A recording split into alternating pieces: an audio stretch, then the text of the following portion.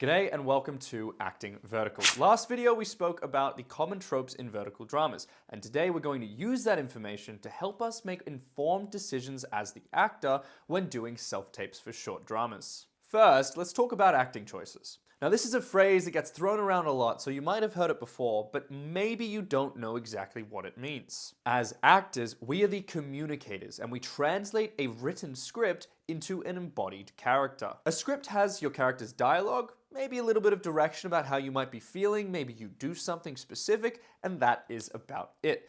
It works kind of like a skeleton for your character. When you say these lines out loud, it's not just about reading the words. You would probably agree that you need at least some kind of purpose to what you say, at the very bare minimum, some kind of emotion.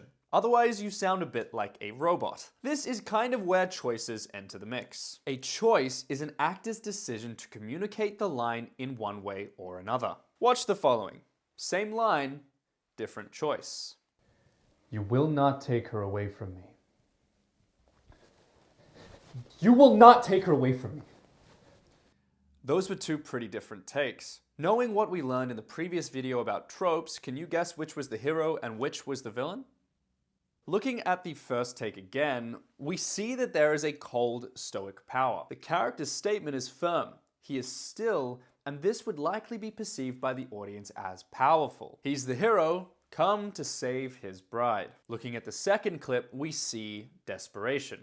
The character's behavior is erratic. He is losing his grip on the situation and he's acting out as a last resort. His voice is out of control and his eyes are darting all across the room seeking somewhere to escape. This demonstrates how a simple choice to be firm or to be desperate can change the scene so much. To take this even further, what if the direction was to smile? You will not take her away from me. You will not take her away from me. The hero take has a kind of smug confidence to it, like he's planned it out all in advance and he's just waiting for the situation to resolve. In contrast, the villain take is a little bit unsettling.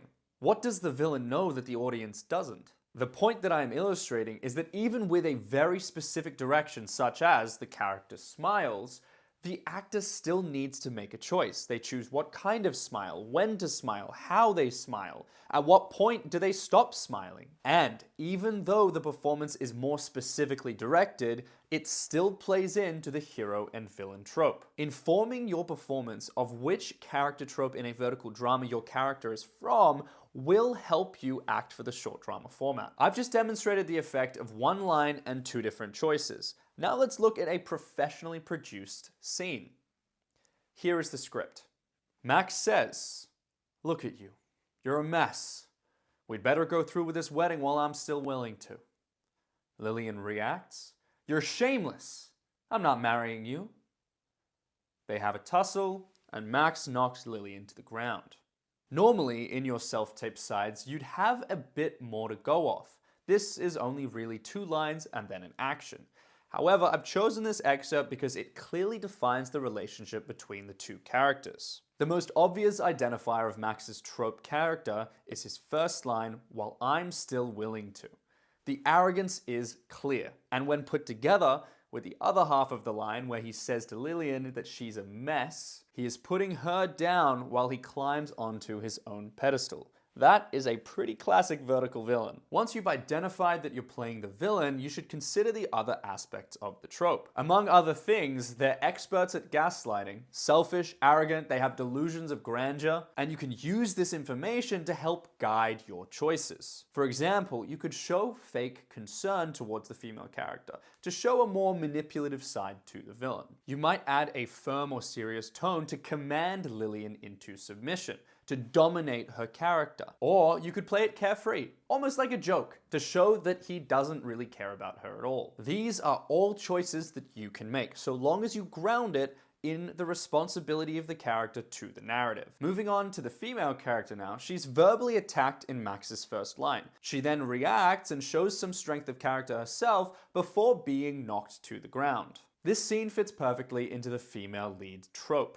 She has some strength of character, she's strong-willed, but she is a victim nonetheless. In terms of choices, she could play it angry, frustrated, shocked, worried, disappointed, disgusted, or a complex mix of these and many more. Maybe this is the first moment she's ever stood up for herself, so maybe she's not that confident. Or alternatively, this could be the moment where she finally snaps and she is not backing down. Flash marriages are typically at the beginning of a vertical series, so if you're given the sides for this, you might also want to consider where does her arc begin in this scene so she has space to develop throughout the story. Now we've considered the script, let's take a look at how this was performed by professionals.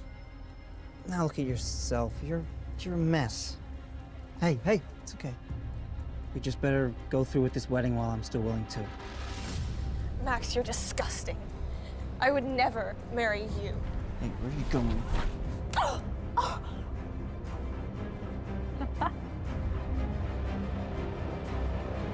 You. Shut up! Lots of drama in this scene. Let's unpack it. Sam does a great job at playing a duplicitous villain because he shows that he has some concern for Lillian as he holds her head, which then follows by the bruised ego as she tries to leave and quickly develops into a contained rage as he strikes her to the ground. Jade also does a wonderful job being repulsed by Max's character because of his assumption that they would still get married despite him being unfaithful. As things turn physical, Jade expresses a mix of shock and anger at first, which quickly develops into worry as she realizes that Max's character might actually be able to hurt her. That is a complex set of emotions to go through in just 20 seconds, and Jade does a fantastic job of it. What can we learn from this performance?